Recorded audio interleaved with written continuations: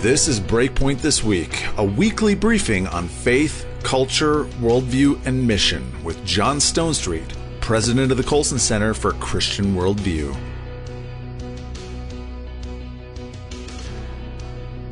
Welcome to BreakPoint This Week. I'm Shane Morris here with John Stonestreet to talk about the stories of the week from a Christian worldview perspective. And John, it just feels like it's been an eon since the last time we talked on this program. And the thing that's just steamrolled all the other headlines over the past few days has been the coronavirus and the efforts to slow its progress into the United States, with President Trump issuing a travel ban to and from Europe last night as we recorded this just a few hours ago. And you and I are trying here, I think, today to bring some clarity, some redeemed and wise thoughts, maybe even, God willing, speak as Jesus might into this unfolding pandemic. Yeah, I mean, this is really something. It's unprecedented. I mean, we can go back to H1N1, and we can go back to Ebola. We can go back to the, all kinds of different past issues, tragic, viruses like this, and there's never been a response like this. And of course, that's led many people to say that it's being overblown. And certainly a lot of the hype has been overblown. And at the same time, there's people saying it's nothing at all. And clearly it's reached the point where it's something. And it's something even to the extent of the threat that it poses to those who are elderly, those who are compromised at some level, but also just because the demand to really halt the spread of it is creating this ripple effect that is stunning. I mean, you talk about how it seems like it's been an eternity. I mean, it seems like it's been an eternity, just in the last 48 hours. Yeah.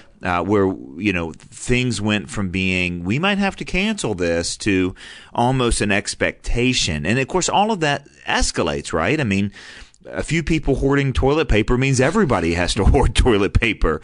Canceling an event means, more and more people need to cancel events. Cities canceling all of their events means more cities cancel all of their events. And so, that's the sort of escalation that we've seen. And I think there's a panic and then there's a fear associated with it. I mean, you think about the millions and millions and millions of dollars tied up in the decisions being made about that much money over canceling things like the suspending NBA seasons, canceling the NCAA March Madness tournament. Those are the two things near and dear to my heart.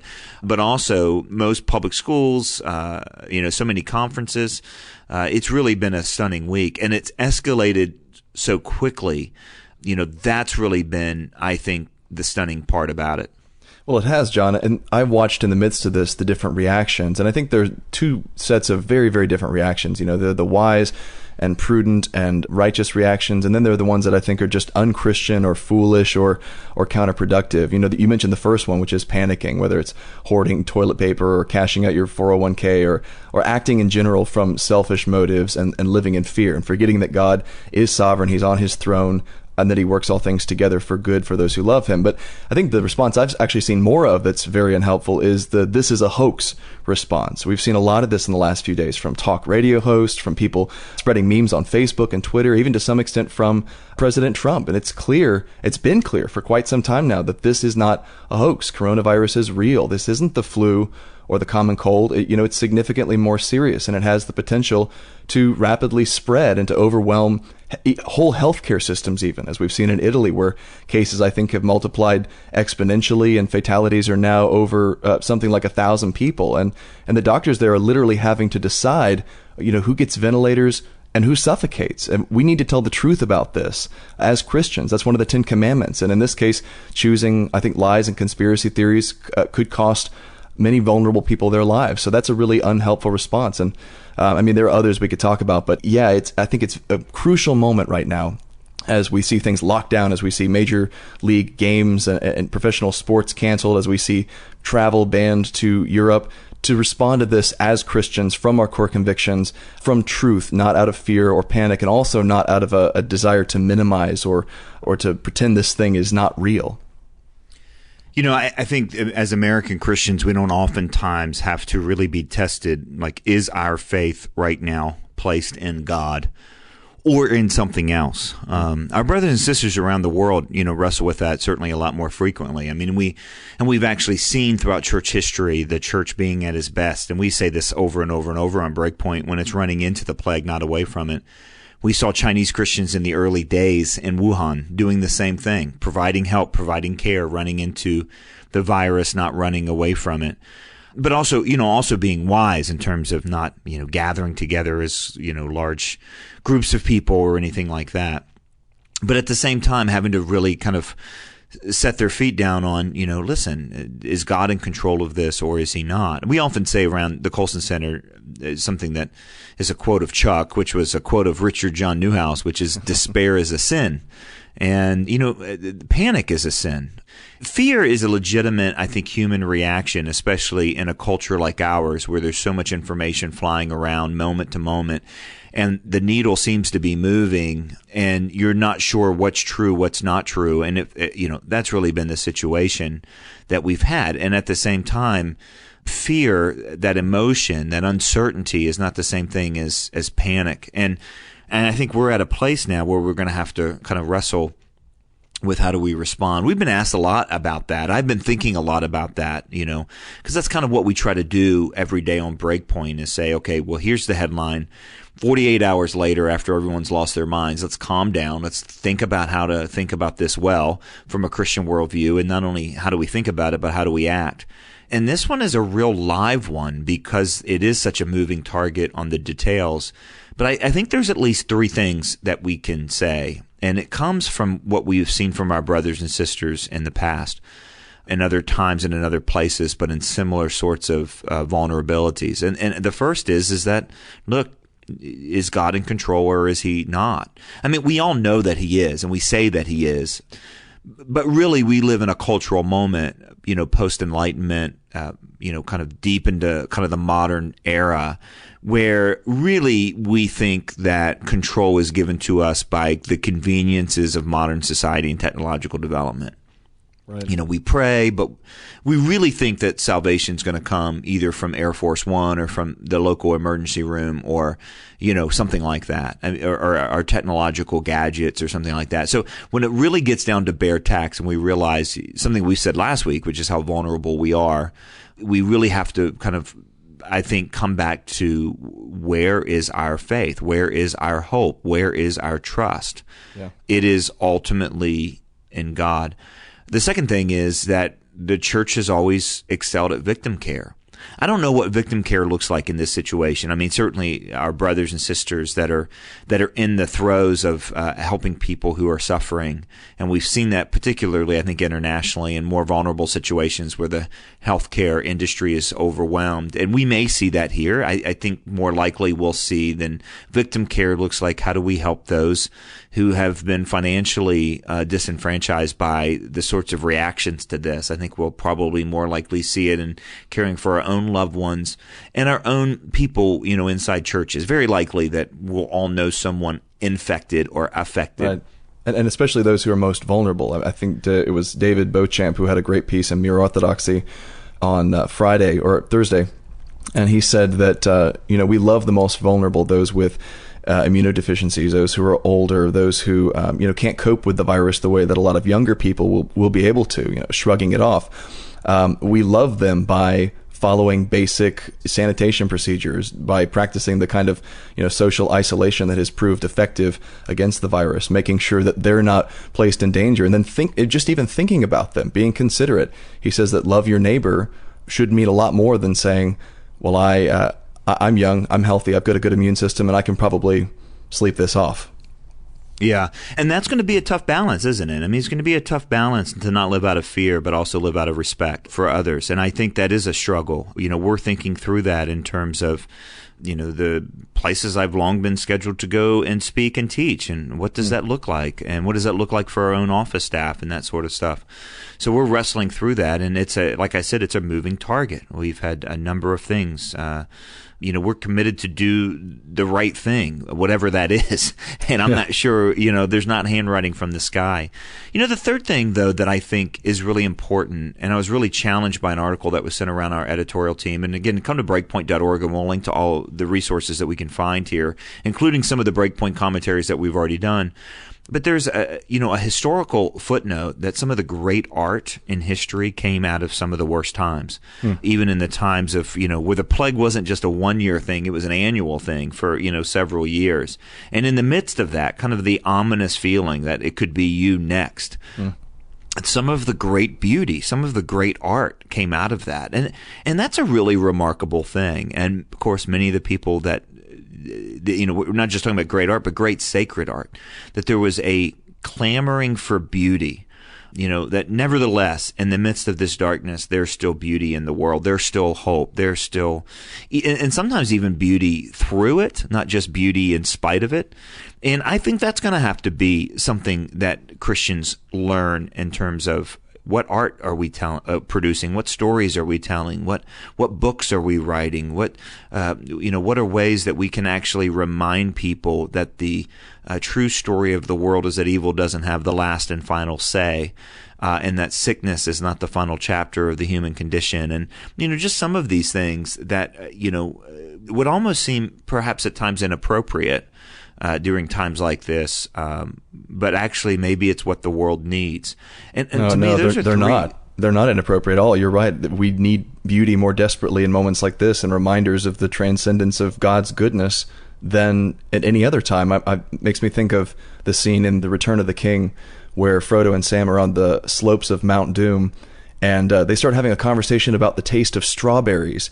And then Sam looks up at the cloudy sky and he sees a chink through the clouds where he can catch a glimpse of a star, and he said, well, look, Frodo, there's good up there that no evil and no darkness could ever touch. That's what happened in the Middle Ages, and that's the same sort of thing that I think we could offer now.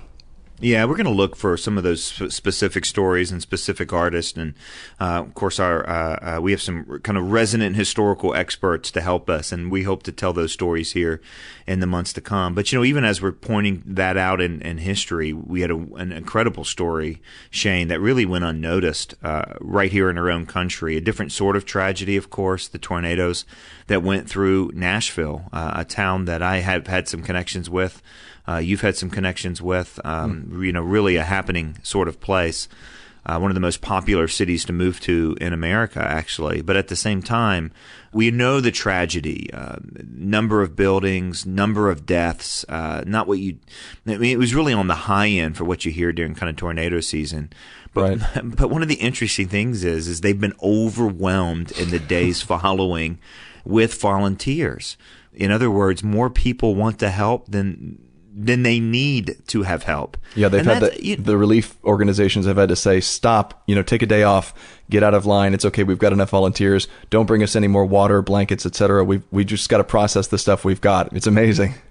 Well, it is. And, there's such a difference in how people respond to tragedy. And we know the stories of communities that don't respond well. We've just had stories recently of supplies that have been hoarded away and never delivered even though they were needed. I mean, this is the exact opposite of that story. And let's also say this, who's at the front of the line? Who's the first groups that are into these broken areas? I mean, they were turning away volunteers very quickly. It wasn't, like 2 weeks, 3 weeks after. It was days after. And who's at the front of the line? Christians are at the front of the line. And that's, again, when Christians are at their best. And that's a good story that needs to be told. Yeah, and this sort of thing is by no means universal, John. We've seen cities just in recent years descend into chaos and looting after natural disasters. I think this is a response in Nashville largely fueled by the city's strong Christian roots. It's a response that Christians, as you pointed out, have always offered in a way that no one else has, at least not on such a scale. The helpers in Nashville are answering the world's brokenness, in this case, natural calamity, with service, with love. Obedience to the great commandment to love your neighbor as yourself. And I think what's more interesting even is that per Jesus' parable, nobody in Nashville seems to be asking who their neighbor is. They're fulfilling his commandment by being neighbors rather. And that's a cool story. And that's something that's, I think, probably has broader implications for how we deal with something like coronavirus, even though it's, of course, a different situation as far as the response. Yeah. There's a worldview angle to all of this. And our editorial team, we kicked around a YouTube kind of, I think it's called a Lewis Doodle. I didn't know that this even existed, but apparently it's almost all of his works, at least the nonfiction stuff, have doodles. Yeah, C.S. Lewis is who we're talking about, and a piece of writing that he did on the atomic bomb. And we'll link to this, by the way, if you come to breakpoint.org, including the video, plus our commentary on Friday. BreakPoint commentary deals with some of this, where he's basically trying to wrestle with a world now in which the atomic bomb exists, which is a world of fear. It's a world of vulnerability. I mean, you probably don't remember it, really, Shane, but I'm old enough just to remember the beginning of the atomic age, John. You're old enough to remember the 40s. Not the beginning of it, but really, I mean, the atomic age was exacerbated because the two people who had access to atomic weapons were enemies, right? I mean, this is the Cold War. And I remember the panic over nuclear proliferation and so on. But that was, 20 years into it. I mean, can you imagine from the very beginning the escalating tensions, how close things came in Cuba with President Kennedy? And so on. And this was the sort of same level of uncertainty and fear that C.S. Lewis was trying to write to. But one of the things that he reflects on is that, look, we're fearful and we're uncertain, not because this stuff couldn't be really serious, because it really could be serious. But it also tells us something about the nature of reality. I mean, it's that fantastic angle that Lewis often took in his works, which this tells us that something's wrong with the world. But which worldview explains that there is something wrong with the world, as opposed to, I don't like the way the world turned out. And there's an evidence here of our gut level instinct saying something's wrong here that points to that there is a way things ought to be. And if there is a way things ought to be, then that means the world is designed. And if the world is designed, then that points to a designer.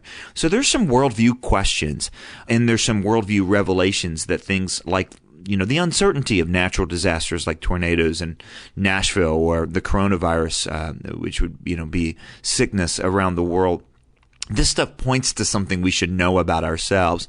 And as Christians respond to this, as we run into the brokenness, let's remain convinced that what the world needs most of all is a message of salvation and hope in Christ Jesus. Not just kind of good works, although it does need good works, but it also needs the message. And there's some creative things here about what we can know and what we can say in light of this thing that we're now facing. Amen. Well, you're listening to BreakPoint This Week. I'm Shane Morris, talking with John Stonestreet. We're going to take a quick break, and we'll be right back to talk about more of the top stories of the week from a Christian worldview perspective. Stay with us. We invite you to visit breakpoint.org, and while you're at our website, be sure to browse our online Colson Center store of books and other resources. And you can find links to our social media sites like Facebook and Twitter. We're back on BreakPoint This Week. Folks, if you heard something on the program today that you want to learn more about, read more about, just come to breakpoint.org, click on the banner for this show, and we'll link you to everything that John and I mentioned today. John, we have another story here on the religious freedom and sexual revolution front, where the former Vice President Joe Biden he's rolled out his LGBT rights plan, which would more or less reverse pretty much everything that's happened in recent years under the Trump administration, and then advance the so-called Equality Act, which, as we've talked about before on BreakPoint, would more or less steamroll not only religious liberty, but women's sports and a whole slew of other issues there. So and this is related to another story in Canada, where the government there is proposing a very similar set of measures, especially a ban on so-called conversion therapy. Yeah, look, this is probably it should be fought under the elections have consequences, sort of banner. I mean, look, and I say this on two levels. Number one is, I think people have a pretty short memory. People forget the sort of pressure that was being put on religious communities and was really being supported. That pressure was being supported at the federal level. If we're talking about what was happening to Jack Phillips from the Colorado Civil Rights Commission, and that was kind of went from being kind of national pressure to a kind of a local irritant, even though they still haven't gone away. But remember the Dear Colleague letter when President Obama sent a letter to every educator in America saying, look, we need to integrate restrooms. And by the way, I might just tie Title IX and Title VII funding to this. This is not a small thing. And the reversals that have taken place have been dramatic and basically gone from making LGBTQ rights the kind of the lead headline on all domestic and foreign policy initiatives to basically kind of calming down and creating space for people of conscience to continue to work in the federal government, continue to work in education, continue to work in sports, and so on and so on and so on. Now, I bring this up to say, look, In other words, the advances that we've had, or the reversals that we've had, really to kind of get back to somewhat of a normal status quo, these things are not written in stone. These are not enshrined in a Supreme Court decision or a congressional piece of legislation. And also, I say that for a second just to remind people how dramatically different it was under the last president, particularly for those who can't seem to understand why anyone can be a pro-Trump evangelical. I'm not letting anybody off the hook who kind of understate, moral problems that this president has had. We've tried to call balls and strikes. We've tried to say it as it actually is. But what we need to remember is that particularly candidates for president come with a whole network of people and policy initiatives. And these things matter, and we've seen that they kind of dramatically matter. And let me just remind you, if you read through Joe Biden's promises to the LGBTQ community, now we all know that there's a huge difference between what a candidate promises and what a president delivers. So let's keep that in mind. That said, look, this is not just life under President Obama's initiatives again. This is actually taking this even further. The Equality Act enshrines sexual choices and sexual confusions in the Civil Rights Act. This is no small thing, and that's what he's promising to pass. Yeah, of the whole Christmas list of LGBT legislation, this is the big one. This is the gift that they've wanted for years and years and have been pressing for. And Joe Biden's promising, if he's elected president, to give it to them. That's what he's promising. And, look, we can also go into what's being promised when it comes to abortion, what's being promised to abortion providers, what's being promised to those who run pro-life clinics, and the onerous regulations that states like California and New York have put on them, not to mention freeing up abortion all the way up to birth, and maybe, if you listen to the governor of Virginia, after birth. These are not small things. This is what kind of falls into the category of elections have consequences, and candidates come with a whole team of people. I mean, we talked about this recently, Shane. The Health and Human Services Department, HHS, like, it is a different day. The Ninth Circuit Court, it's a completely different day. So, look, these things matter, and they matter pretty dramatically. Yeah, and just to head off one of the objections that you often hear, John, is that this is not a solely selfish complaint. This is not a bunch of Christians saying, well, we're going to lose our privileged status, our special status in the culture. We're talking about victims here, John. We're talking about the unborn. We're talking about those who are swept along in this sexual rights tidal wave and end up believing lies that ruin their whole lives. We just did a commentary this past week on the growing group of so-called detransitioners in the UK and the United States. These are people who have believed the idea that they're going to solve all their problems by getting, gender transition therapies, whether chemical or surgical. And then they get to the end of it and they realize, what did I do? I've ruined my life now. I've messed up my body. And they want someone to answer for it. In a lot of cases, they were genuinely manipulated, like this one woman in particular who's suing the British Health Service for not intervening because she was transitioned as a minor. These are the kinds of things that we're talking about. There are real victims to these bad ideas. And it's not just that as important as religious liberty is, that's far from the only thing we're trying to protect here. We're also trying to protect those who are, too vulnerable to resist the ideology. Yeah, and this is all part of the confusion that's created from the sexual revolution. There were more videos, by the way, speaking of confusions at the hands of the sexual revolution, there were more videos this week kind of going around of Hollywood praising the most notorious abuser of women in the world, in America, certainly out of Hollywood, Harvey Weinstein, who this year was sentenced to 23 years for his crimes. So far, the biggest target of the Me Too movement and the biggest win, I think, for the Me Too movement in terms of exposing the powerful perpetrators of sexual assault and harassment against women.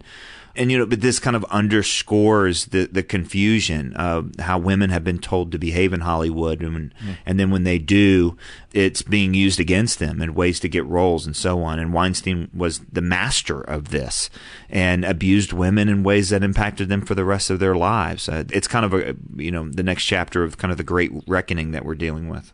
Yeah, and John, this is more an indictment of more than Harvey Weinstein. I've watched this thing unfold over the last couple of years. You know, I watched colleagues and actors joke about Weinstein's reputation, Hollywood colleagues and actors of his. I watched Ricky Gervais call them out, all of them at the Golden Globes. It's obvious that Weinstein, as guilty as he is and as much as he deserves this, has become something of a scapegoat for the industry. One of the defining features, I think, of the sexual abuse scandals, whether we're talking about Hollywood or the Boy Scouts or the Olympics or the Catholic Church, has been this complicity. It's been the silence of those who should have spoken up, who should have said something on behalf of victims. We talked a few years ago about, at one of our Wilberforce weekend conferences, about the theme of breaking the spiral of silence. And the idea was that the more people who decide to keep quiet when they should speak up and to keep their lips zipped when they should, open them, the idea is that the more people who keep quiet, who should speak up, the harder it is then for someone to finally speak up. The harder it is then for Rachel Den Hollander to come forward and say, something happened here that is not okay. And a lot of people know about it. And I'm the first one who's going to say something about this. So yeah, Harvey Weinstein's being locked up, and that's a good thing. But that doesn't mean the rot is contained. The entire industry has been complicit in this for very long. Not just that industry, but a lot of other areas. That's what the Me Too movement, however imperfectly, I think is trying to address. Yeah, I mean, when you expose an evil that evil, then it's going to be messy. And there's no way around it. There's only a way through it. And we can talk about Hollywood, but we also know that this is something that has long been hidden in order to protect institutions that are Christian, whether Christian schools, Christian churches, or so on. I spoke to a Christian community last weekend, Shane, and I won't say which one it is, but a pretty conservative Christian community. And that question was asked: how do we empower young women in kind of the face of the sexual revolution? And one of the things that we said, and particularly for this community that has a pretty traditional understanding of women in society and even in subcultures and so on, is just to say, look, this has been hidden for so long, and when it comes up, it threatens the community. And because it threatens the community, then this spiral of silence gets really forced down on that. And I'm really grateful. I recommended Rachel Den Hollander's book as well. And this has opened up a big old can of worms, and there's innocent people being accused, but there's a whole lot of cockroaches that are scurrying, and it's just going to be messy. And, my advice for this community was, don't protect the community at the expense of an individual. Don't protect the industry at the expense of an individual. Don't shove this evil into the closet. The day after the evil is revealed, even if it hurts more, is better than the day before when it's still hidden. And, this is kind of the Christian vision of evil, is that it's dealt with, it's confronted, it's not swept under the rug, it's not hidden, and so on. And it makes it really hard. I tell you, one of the hard things about watching this is in certain church communities, right now, being willing to call this out and being willing to own up to it is kind of being equated with being a liberal. Listen, there's plenty of theological and church liberalism to deal with when it comes to doctrine, when it comes to sexuality, when it comes to visions. But you know what? Dealing with perpetrators because they're perpetrators, dealing with those who did sweep it under the rug instead of dealing with it in order to protect their institutions, this is messy stuff. But what are you talking about? The alternative is to sacrifice a child? To sacrifice a woman, to sacrifice an image bearer on the altar of our institutions? No. I go back to C.S. Lewis. Since we started with him, we'll end with him. And that is that, cultures, arts, civilizations are mortal, but every single person you have ever met is immortal. And we don't sacrifice the immortal on the altar of the mortal. John, there's one last story I want to get to today before we close. The Associated Press reports that federal judges on Wednesday grilled attorneys on both sides of an Ohio law that would saddle doctors with a felony charge if they performed abortions aimed at preventing the birth of a baby with Down syndrome. Jesse Hill, who's an attorney for the ACLU, said that this law seeks to unconstitutionally take the ultimate decision on abortion away from a woman, away from a mother. Benjamin Flowers, who's Ohio's Solicitor General, who's on the side of the law defending it, says rather that it seeks to prevent abortions that target and discriminate against those with Down syndrome, which would send them a message, he said, that doctors and parents don't think people like you are as valuable as others. And I'll tell you what, this ban, I think, is more useful potentially as a way of exposing abortion's logic than it is as a way of actually saving lives. And let me explain that real quickly. This is a kind of a counterintuitive approach, because I do support the ban, and I hope it holds up in an increasingly, thank God, conservative judiciary here. But I also don't think that, given current legal premises and precedent, it really has a leg to stand on. If a woman's got a right to kill an otherwise healthy baby because it's unwanted, then it's very hard to make the case that she doesn't have a right to kill a baby who's diagnosed with Down syndrome in the womb. That's a very hard case to make. But I think a law like this, along with the challenges of sex-selective abortion and gendercide, for example, killing baby girls, which is common in immigrant communities and internationally, help expose the basically horrifying logic of abortion, that it forces the other side to defend the indefensible, which in this case is literally a form of eugenics. That's what it is. They have to say that wiping out people with Down syndrome is acceptable as long as it's done through the sacred right to choose. And that's a very, very hard sell, but I think it's very revealing of the fundamental logic at work in the pro-choice movement.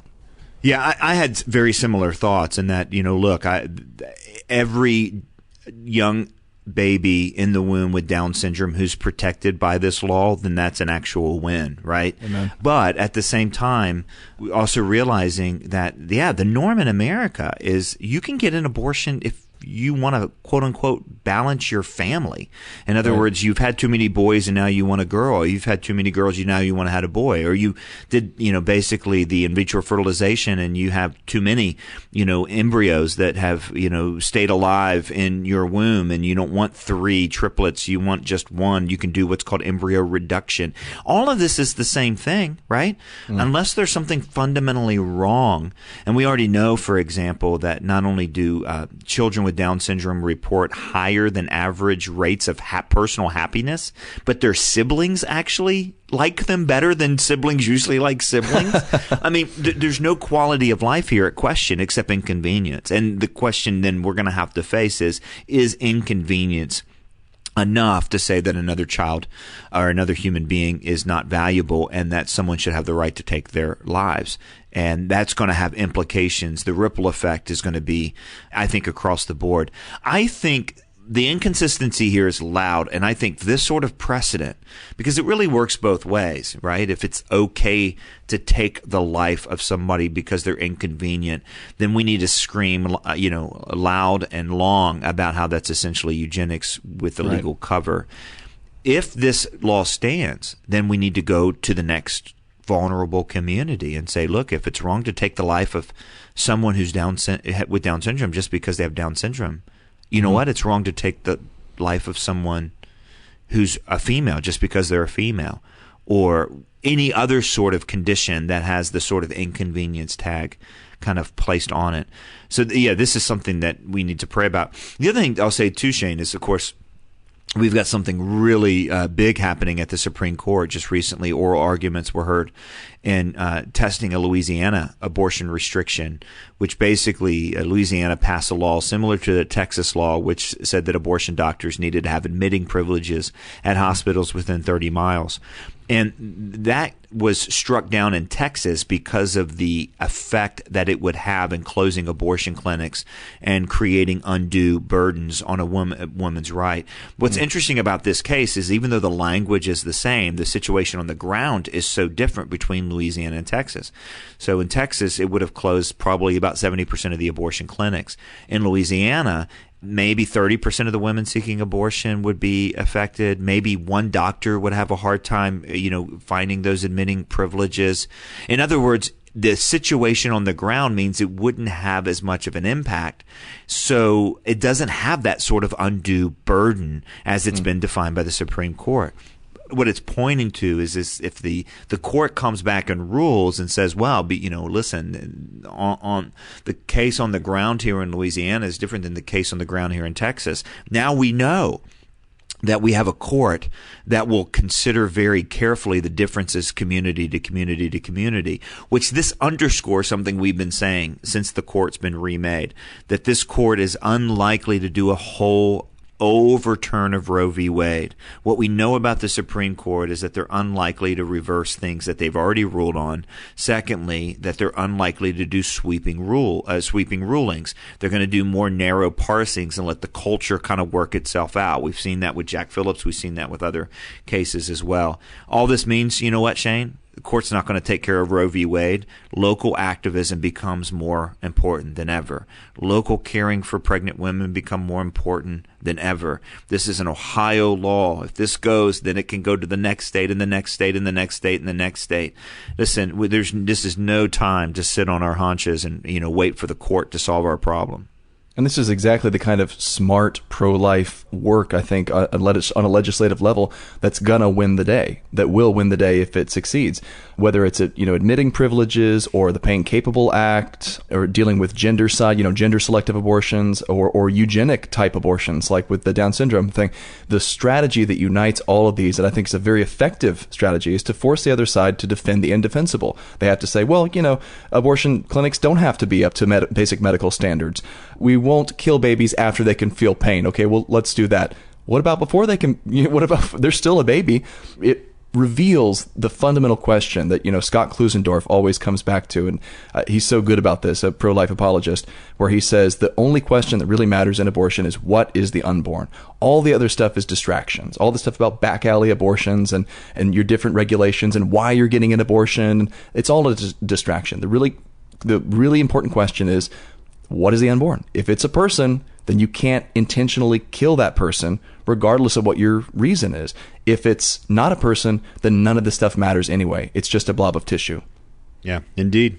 Well, John, that's all the time we have for today. Come to breakpoint.org for links to all the stories we talked about today on the program, folks. And be sure to get more content by subscribing, if you haven't already, to the BreakPoint podcast. You can find that at breakpoint.org. For the Colson Center and for John Stonestreet, I'm Shane Morris. Thanks so much for listening.